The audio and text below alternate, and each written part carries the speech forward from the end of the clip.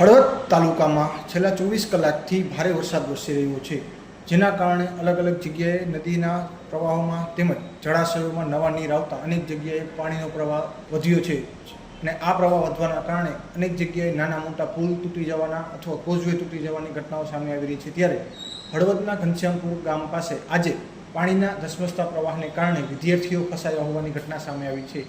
ઘનશ્યામપુર નજીક નાલાનું કામ ચાલુ હોય અને બીજી તરફ જે કોઝવે બનાવવામાં આવ્યો હતો તે પણ પાણીના પ્રવાહમાં ધોવાઈ ગયો હોવાના કારણે વિદ્યાર્થીઓ ફસાઈ ગયા હતા। આ અંગે સ્થાનિકો આક્ષેપ કરી રહ્યા છે કે ઘનશ્યામપુર નજીક છેલ્લા 4 મહિનાથી આ કામગીરી ચાલી રહી છે, પરંતુ કામગીરી એટલી ધીમી ગતિએ ચાલી રહી છે કે હાલ ચોમાસું શરૂ થઈ ગયું હોવા છતાં પૂર્ણ થઈ શકે તેમ નથી।